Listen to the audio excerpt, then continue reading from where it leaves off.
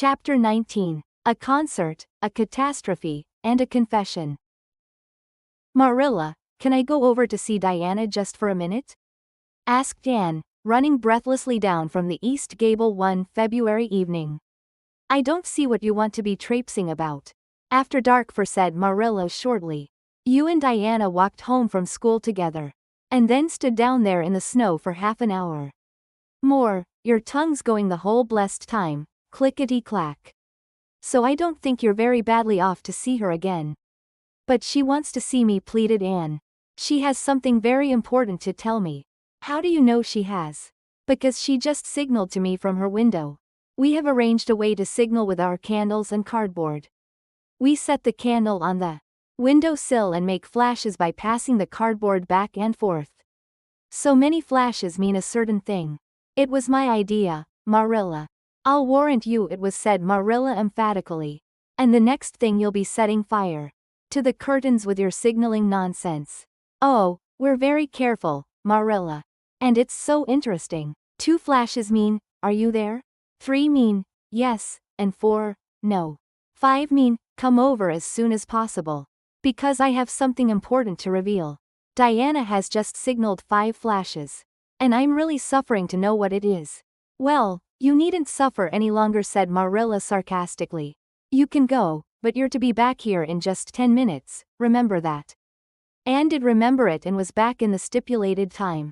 Although probably no mortal will ever know just what it cost her to confine the discussion of Diana's important communication within the limits of 10 minutes. But at least she had made good use of them. Oh, Marilla, what do you think? You know tomorrow is Diana's birthday. Well, her mother told her she could ask me to go home with her from school and stay all night with her. And her cousins are coming over from Newbridge in a big pung sleigh to go to the debating club concert at the hall tomorrow night. And they are going to take Diana and me to the concert if you'll let me go, that is. You will, won't you, Marilla? Oh, I feel so excited. You can calm down then, because you're not going. You're better at home in your own bed, and as for that club concert, it's all nonsense, and little girls should not be allowed to go out to such places at all. I'm sure the debating club is a most respectable affair, pleaded Anne. I'm not saying it isn't. But you're not going to begin gadding about to concerts and staying out all hours of the night. Pretty doings for children. I'm surprised at Mrs. Barry's letting Diana go. But it's such a very special occasion, mourned Anne, on the verge of tears. Diana has only one birthday in a year. It isn't as if birthdays were common things, Marilla. Prissy Andrews is going to recite, "Curfew must not ring tonight." That is such a good moral piece, Marilla. I'm sure it would do me lots of good to hear it. And the choir are going to sing 4 lovely pathetic songs that are pretty near as good as hymns. And oh, Marilla, the minister is going to take part. Yes, indeed, he is. He's going to give an address. That will be just about the same thing as a sermon. Please, mayn't I go, Marilla? You heard what I said, Anne, didn't you? Take off your boots now and go to bed. It's past 8. There's just one more thing, Marilla said. Anne, with the air of producing the last shot in her locker. Mrs. Barry told Diana that we might sleep in the spare room bed. Think of the honor of your little Anne being put in the spare room bed. It's an honor you'll have to get along without. Go to bed, Anne, and don't let me hear another word out of you. When Anne, with tears rolling over her cheeks, had gone sorrowfully upstairs, Matthew, who had been apparently sound asleep on the lounge during the whole dialogue, opened his eyes and said decidedly, "Well now, Marilla, I think you ought to let Anne go." "I don't then," retorted Marilla. "Who's bringing this child up, Matthew, you or me?" "Well now, you," admitted Matthew. "Don't interfere then." "Well now, I ain't interfering." "It ain't interfering to have your own opinion. And my opinion is that you ought to let Anne go." "You'd think I ought to let Anne go to the moon if she took the notion." "I've no doubt," was Marilla's amiable rejoinder. "I might have let her spend the night with Diana, if that was all. But I don't approve of this concert plan. She'd go there and catch cold, like as not, and have her head filled up with nonsense and excitement. It would unsettle her for a week. I understand that child's disposition. And what's good for it better than you, Matthew? I think you ought to let Anne go, repeated Matthew firmly. Argument was not his strong point, but holding fast to his opinion certainly was. Marilla gave a gasp of helplessness and took refuge in silence. The next morning, when Anne was washing the breakfast dishes in the pantry, Matthew paused on his way out to the barn to say to Marilla again, I think you ought to let Anne go, Marilla. For a moment Marilla looked things not lawful to be uttered. Then she yielded to the inevitable and said tartly, Very well, she can go, since nothing else'll please you. Anne flew out of the pantry, dripping dishcloth in hand. Oh, Marilla, Marilla, say those blessed words again. I guess once is enough to say them. This is Matthew's doings and I wash my hands of it. If you catch pneumonia sleeping in a strange bed, or coming out of that hot hall in the middle of the night, don't blame me, blame Matthew. Anne Shirley, you're dripping greasy water all over the floor. I never saw such a careless child. Oh, I know I make great trial to you, Marilla said Anne repentantly. I make so many mistakes. But then just think of all the mistakes I don't make, although I might. I'll get some sand and scrub up the spots before I go to school. Oh, Marilla, my heart was just set on going to that concert. I never was to a concert in my life, and when the other girls talk about them in school, I feel so out of it. You didn't know just how I felt about it, but you see Matthew did. Matthew understands me, and it's so nice to be understood, Marilla. Anne was too excited to do herself justice as to lessons that morning in school. Gilbert Blythe spelled her down in class, and left her clear out of sight in mental arithmetic. Anne's consequent humiliation was less than it might have been, however. In view of the concert and the spare room bed, she and Diana talked so constantly about it all day that with a stricter teacher than Mr. Phillips, dire disgrace must inevitably have been their portion. Anne felt that she could not have borne it if she had not been going to the concert, for nothing else was discussed that day in school. The Avonlea Debating Club, which met fortnightly all winter, had had several smaller free entertainments, but this was to be a big affair. Admission 10 cents, in aid of the library. The Avonlea young people had been practicing for weeks, and all the scholars were especially interested in it by reason of older brothers and sisters who were going to take part. Everybody in school over 9 years of age expected to go, except Carrie Sloane, whose father shared Marilla's opinions about small girls going out to night concerts. Carrie Sloane cried into her grammar all the afternoon, and felt that life was not worth living. For Anne the real excitement began with the dismissal of school, and increased therefrom in crescendo, until it reached to a crash of positive ecstasy in the concert itself. They had a perfectly elegant tea, and then came the delicious occupation of dressing in Diana's little room upstairs. Diana did Anne's front hair in the new pompadour style, and Anne tied Diana's bows with the especial knack she possessed, and they experimented with at least half a dozen different ways of arranging their back hair. At last they were ready, cheeks scarlet and eyes glowing with excitement. True, Anne could not help a little pang when she contrasted her plain black tam and shapeless, tight-sleeved, homemade gray cloth coat with Diana's jaunty fur cap and smart little jacket. But she remembered in time that she had an imagination and could use it. Then Diana's cousins, the Murrays from Newbridge, came. They all crowded into the big pung sleigh, among straw and furry robes. Anne reveled in the drive to the hall, slipping along over the satin-smooth roads with the snow crisping under the runners.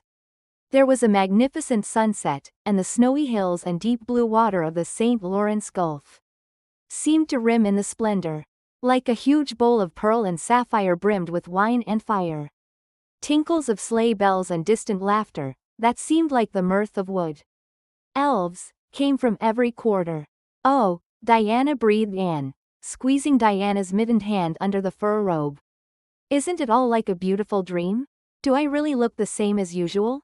I feel so different that it seems to me it must show in my looks. You look awfully nice, said Diana, who, having just received a compliment from one of her cousins, felt that she ought to pass it on. You've got the loveliest color. The program that night was a series of thrills for at least one listener in the audience. And, as Anne assured Diana, every succeeding thrill was thrillier than the last. When Prissy Andrews, attired in a new pink silk waist with a string of pearls about her smooth white throat and real carnations in her hair. Rumor whispered that the master had sent all the way to town for them for her. Climbed the slimy ladder, dark without one ray of light. Anne shivered in luxurious sympathy. When the choir sang far above the gentle daisies, Anne gazed at the ceiling as if it were frescoed with angels. When Sam Sloane proceeded to explain and illustrate how Sakari said a hen, Anne laughed until people sitting near her laughed too, more out of sympathy with her than with amusement at a selection that was rather threadbare even in Avonlea. And when Mr. Phillips gave Mark Antony's oration over the dead body of Caesar in the most heart-stirring tones, looking at Prissy Andrews at the end of every sentence, Anne felt that she could rise and mutiny on the spot if but one Roman citizen led the way. Only one number on the program failed to interest her. When Gilbert Blythe recited Bingen on the Rhine, Anne picked up Rhoda Murray's library book and read it until he had finished. When she sat rigidly stiff and motionless while Diana clapped her hands until they tingled. It was 11 when they got home, sated with dissipation, but with the exceeding sweet pleasure of talking it all over still to come. Everybody seemed asleep and the house was dark and silent. Anne and Diana tiptoed into the parlor, a long narrow room out of which the spare room opened. It was pleasantly warm and dimly lighted by the embers of a fire in the grate. "Let's undress here," said Diana. "It's so nice and warm." "Hasn't it been a delightful time?" sighed Anne rapturously. "It must be splendid to get up and recite there." "Do you suppose we will ever be asked to do it, Diana?" "Yes, of course, someday. They're always wanting the big scholars to recite. Gilbert Blythe does often, and he's only 2 years older than us." "Oh, Anne, how could you pretend not to listen to him?" When he came to the line, "There's another, not a sister. He looked right down at you." "Diana," said Anne with dignity, "you are my bosom friend, but I cannot allow even you to speak to me of that person. Are you ready for bed? Let's run a race and see who'll get to the bed first." The suggestion appealed to Diana. The two little white-clad figures flew down the long room, through the spare room door, and bounded on the bed at the same moment. And then something moved beneath them. There was a gasp and a cry, and somebody said in muffled accents, "Merciful goodness." Anne and Diana were never able to tell just how they got off that bed and out of the room. They only knew that after one frantic rush they found themselves tiptoeing shiveringly upstairs. "Oh, who was it? What was it?" whispered Anne, her teeth chattering with cold and fright. "It was Aunt Josephine," said Diana, gasping with laughter. "Oh, Anne, it was Aunt Josephine, however she came to be there. Oh, and I know she will be furious. It's dreadful, it's really dreadful, but did you ever know anything so funny, Anne?" "Who is your Aunt Josephine?" "She's father's aunt and she lives in Charlottetown. She's awfully old, 70 anyhow, and I don't believe she was ever a little girl. We were expecting her out for a visit, but not so soon. She's awfully prim and proper and she'll scold dreadfully about this, I know. Well, we'll have to sleep with Minnie May and you can't think how she kicks." Miss Josephine Barry did not appear at the early breakfast the next morning. Mrs. Barry smiled kindly at the two little girls. "Did you have a good time last night? I tried to stay awake until you came home, for I wanted to tell you Aunt Josephine had come and that you would have to go upstairs after all, but I was so tired I fell asleep." "I hope you didn't disturb your aunt, Diana." Diana preserved a discreet silence, but she and Anne exchanged furtive smiles of guilty amusement across the table. Anne hurried home after breakfast and so remained in blissful ignorance of the disturbance, which presently resulted in the Barry household until the late afternoon, when she went down to Mrs. Lynde's on an errand for Marilla. "So you and Diana nearly frightened poor old Miss Barry to death last night?" said Mrs. Lynde severely, but with a twinkle in her eye. "Mrs. Barry was here a few minutes ago on her way to Carmody. She's feeling real worried over it. Old Miss Barry was in a terrible temper when she got up this morning, and Josephine Barry's temper is no joke, I can tell you that. She wouldn't speak to Diana at all." "It wasn't Diana's fault," said Anne contritely. "It was mine. I suggested racing to see who would get into bed first." "I knew it," said Mrs. Lynde with the exultation of a correct guesser. "I knew that idea came out of your head. Well, it's made a nice lot of trouble, that's what. Old Miss Barry came out to stay for a month, but she declares she won't stay another day and is going right back to town tomorrow, Sunday, and all as it is. She'd have gone today if they could have taken her. She had promised to pay for a quarter's music lessons for Diana, but now she is determined to do nothing at all for such a tomboy. Oh, I guess they had a lively time of it there this morning. The Barrys must feel cut up. Old Miss Barry is rich and they'd like to keep on the good side of her. Of course, Mrs. Barry didn't say just that to me, but I'm a pretty good judge of human nature, that's what. I'm such an unlucky girl, mourned Anne. I'm always getting into scrapes myself and getting my best friends people I'd shed my heart's blood for into them, too. Can you tell me why it is so, Mrs. Lynde? It's because you're too heedless and impulsive, child, that's what. You never stop to think whatever comes into your head to say, or do you say or do it without a moment's reflection? Oh, but that's the best of it, protested Anne. Something just flashes into your mind, so exciting, and you must out with it. If you stop to think it over you spoil it all. Haven't you never felt that yourself, Mrs. Lynde? No, Mrs. Lynde had not. She shook her head sagely. You must learn to think a little, Anne, that's what. The proverb you need to go by is, look before you leap, especially into spare room beds. Mrs. Lynde laughed comfortably over her mild joke, but Anne remained pensive. She saw nothing to laugh at in the situation, which to her eyes appeared very serious. When she left Mrs. Lynde's, she took her way across the crusted fields to Orchard Slope. Diana met her at the kitchen door. Your Aunt Josephine was very cross about it, wasn't she? Whispered Anne. Yes, answered Diana, stifling a giggle with an apprehensive glance over her shoulder at the closed sitting room door. She was fairly dancing with rage, Anne. Oh, how she scolded. She said I was the worst behaved girl she ever saw and that my parents ought to be ashamed of the way they had brought me up. She says she won't stay and I'm sure I don't care. But father and mother do. Why didn't you tell them it was my fault? Demanded Anne. It's likely I do such a thing, isn't it? Said Diana with just scorn. I'm no telltale, Anne Shirley, and anyhow I was just as much to blame as you. Well, I'm going in to tell her myself, said Anne resolutely. Diana stared. Anne Shirley, you'd never. Why, she'll eat you alive. Don't frighten me any more than I am frightened, implored Anne. I'd rather walk up to a cannon's mouth. But I've got to do it, Diana. It was my fault and I've got to confess. I've had practice in confessing, fortunately. Well, she's in the room, said Diana. You can go in if you want to. I wouldn't dare, and I don't believe you'll do a bit of good.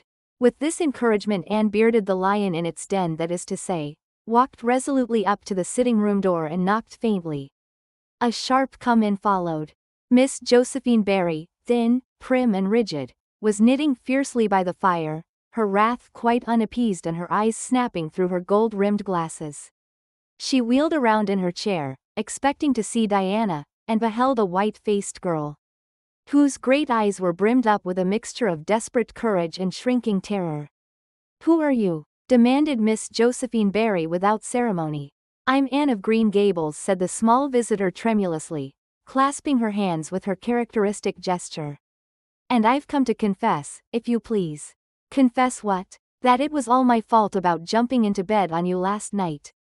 I suggested it. Diana would never have thought of such a thing, I am sure. Diana is a very ladylike girl, Miss Barry. So you must see how unjust it is to blame her. Oh, I must, hey? I rather think Diana did her share of the jumping at least. Such carryings on in a respectable house. But we were only in fun, persisted Anne. I think you ought to forgive us, Miss Barry, now that we've apologized. And anyhow, please forgive Diana and let her have her music lessons. Diana's heart is set on her music lessons, Miss Barry, and I know too well what it is to set your heart on a thing and not get it. If you must be cross with anyone, be cross with me. I've been so used in my early days to having people cross at me that I can endure it much better than Diana can. Much of the snap had gone out of the old lady's eyes by this time and was replaced by a twinkle of amused interest. But she still said severely, I don't think it is any excuse for you that you were only in fun. Little girls never indulged in that kind of fun when I was young. You don't know what it is to be awakened out of a sound sleep, after a long and arduous journey, by two great girls coming bounce down on you. I don't know, but I can imagine, said Anne eagerly. I'm sure it must have been very disturbing. But then, there is our side of it too. Have you any imagination, Miss Barry? If you have, just put yourself in our place. We didn't know there was anybody in that bed and you nearly scared us to death. It was simply awful the way we felt. And then we couldn't sleep in the spare room after being promised. I suppose you are used to sleeping in spare rooms. But just imagine what you would feel like if you were a little orphan girl who had never had such an honor. All the snap had gone by this time. Miss Barry actually laughed, a sound which caused Diana, waiting in speechless anxiety in the kitchen outside, to give a great gasp of relief. I'm afraid my imagination is a little rusty, it's so long since I used it, she said. I dare say your claim to sympathy is just as strong as mine. It all depends on the way we look at it. Sit down here and tell me about yourself. I am very sorry I can't, said Anne firmly. I would like to, because you seem like an interesting lady, and you might even be a kindred spirit, although you don't look very much like it. But it is my duty to go home to Miss Marilla Cuthbert. Miss Marilla Cuthbert is a very kind lady who has taken me to bring up properly. She is doing her best, but it is very discouraging work. You must not blame her because I jumped on the bed. But before I go, I do wish you would tell me if you will forgive Diana and stay just as long as you meant to in Avonlea. I think perhaps I will if you will come over and talk to me occasionally, said Miss Barry. That evening Miss Barry gave Diana a silver bangle bracelet and told the senior members of the household that she had unpacked her valise. I have made up my mind to stay simply for the sake of getting better acquainted with that Anne girl, she said frankly. She amuses me, and at my time of life an amusing person is a rarity. Marilla's only comment when she heard the story was, I told you so. This was for Matthew's benefit. Miss Barry stayed her month out and over. She was a more agreeable guest than usual, for Anne kept her in good humor. They became firm friends. When Miss Barry went away she said, Remember, you Anne girl, when you come to town you're to visit me and I'll put you in my very sparest spare room bed to sleep. Miss Barry was a kindred spirit, after all, Anne confided to Marilla. You wouldn't think so to look at her, but she is. You don't find it right out at first, as in Matthew's case, but after a while you come to see it. Kindred spirits are not so scarce as I used to think. It's splendid to find out there are so many of them in the world.